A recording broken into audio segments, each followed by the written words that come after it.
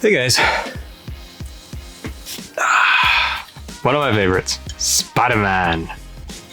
You know, Spider-Man over the years has done a lot of, we've seen him in a lot of great things. We've seen him in the MCU movies, Tom Holland, you know, the original trilogy has its moments, except for Spider-Man 3. Cartoons, the action figures, of course, and the video games. And the iterations of Spider-Man in the video games has evolved over the years, right? Like, we've seen him go from, you know, Spider-Man 2 that people love. We got the original games on the NES.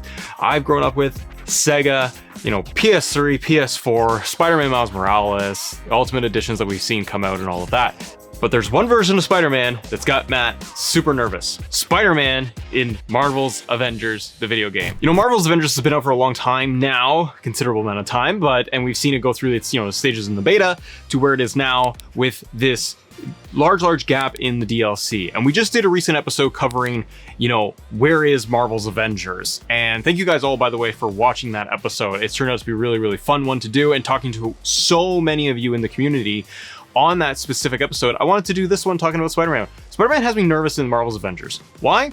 Because I don't know how they're gonna handle it. I'm somebody who really loves the character, that has grown up with Spider-Man through the comics, through the cartoons, all those video games we've had, good and bad, and the movies themselves. Again, good and bad. But this has me concerned because they made Spider-Man an exclusive piece to Sony for PlayStation.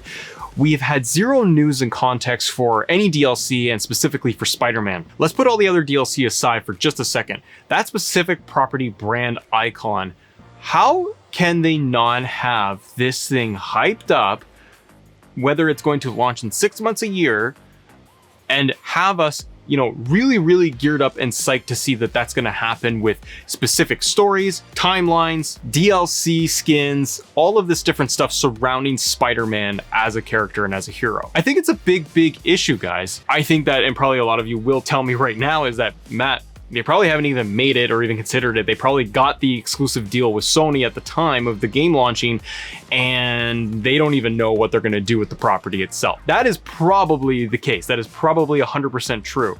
What do you all think? Do you think that Marvel's Avengers, they have an actual plan when it comes to using Spider-Man in that game itself? I don't think they do, and I think that this is probably going to end up being one of the biggest letdowns, or it could end up being one of the biggest rebounds for this entire game. If they treat Spider-Man correctly within this universe, within this game, this is not tied into any of the specific movies. We've noticed that because of how they did the boss battles and how they introduced different characters and different story narratives. They're not following, you know, anything to do with the actual MCU movies. They've created their own universe and trying to tell their own story. That is a great positive because it's a risk, it's an original story, it's an original Marvel universe that they are trying to build out. But when it comes to Spider-Man, I don't know if we're going to get exactly what we want. I have my concerns that I'm going to end up getting a reskinned Black Widow with some swinging, because we've seen kind of the swinging mechanic when it comes to Black Widow, where she's actually using, you know, her grappler. And I think that we're going to end up with something similar when it comes to Spider-Man. And characters like Black Widow are very agile. They have a lot of acrobatics. Their jumping, their speed, all of that is really high.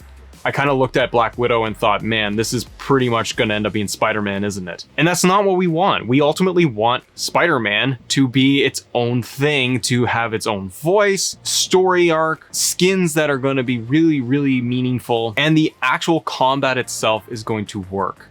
And based on the previous DLCs that we have seen, we haven't seen any changes outside of these standard hallways and the standard robots that we've been fighting. And I think that if they are going to try to make things right with bringing Spider-Man into this game, they've got to be able to change the environments, change the gameplay specifically for Spider-Man to make it unique, to make it special to him.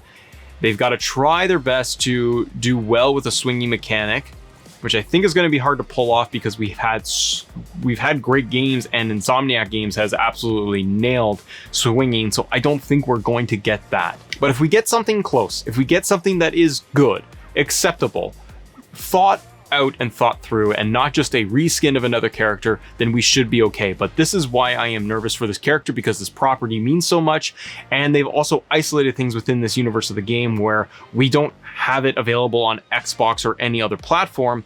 It's solely going to be for Sony.